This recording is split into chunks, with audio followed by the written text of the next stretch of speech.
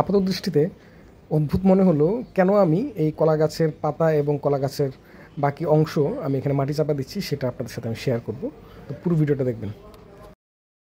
এমনভাবে বেড তৈরি করুন যেই বেডে স্বয়ংক্রিয়ভাবে সারা বছর জুড়ে পুষ্টির যোগান দেওয়া যাবে আমাদের সবজি গাছগুলোকে।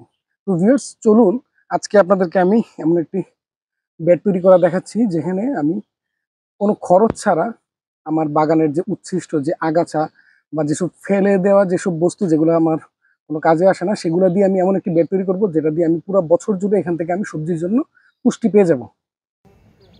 তো ভিউয়ার্স, আমার ওই বেডটি তৈরি করার জন্য আমি যেটি করেছি, আমি একটি জায়গা সিলেক্ট করেছি যেটা লম্বায় 5 ফিট আর প্রস্থে 2 ফিটের মতো। তো এখান থেকে আমি প্রায় 1 ফুটের মতো একটা গর্ত তৈরি করব, মানে গভীরতায় 1 ফিট হবে।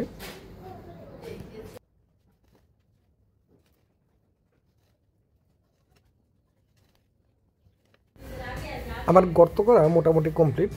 এবার আমি যেটা করব, জৈব পদার্থ দিয়ে আমি এই গর্তটাকে ভরাট করে দিব, তারপর সেটা মাটি চাপা দেব।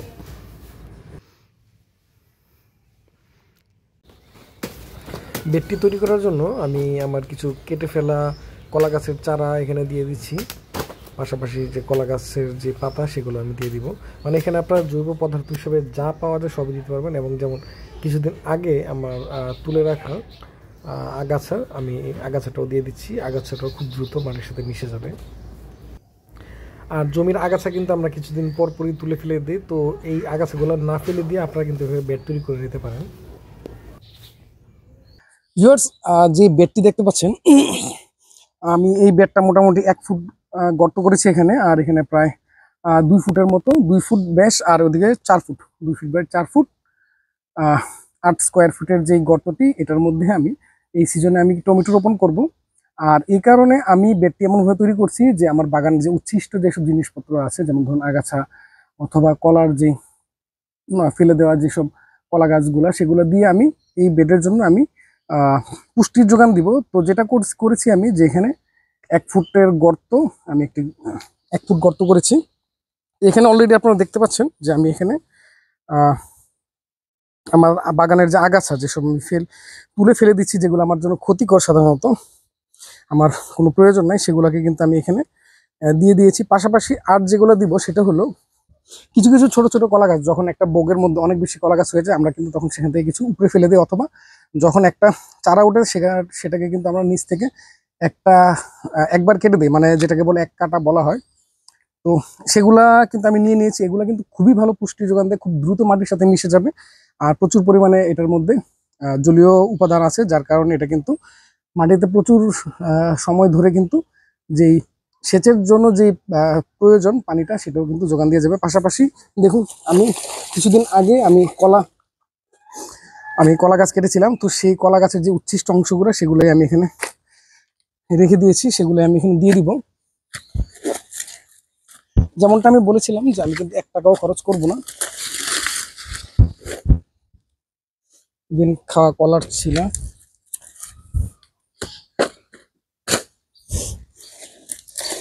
এক টাকাও খরচ না হলে, তবে শারীরিকভাবে কিন্তু প্রচুর পরিশ্রম হয়। আমার এই মাত্র 8 স্কোয়ার ফিটের যেই গর্তটা, সেটা তৈরি করতে আমার প্রায় আধা ঘন্টারও বেশি সময় লেগেছে। আর কষ্টের কথা তো কি বলবো।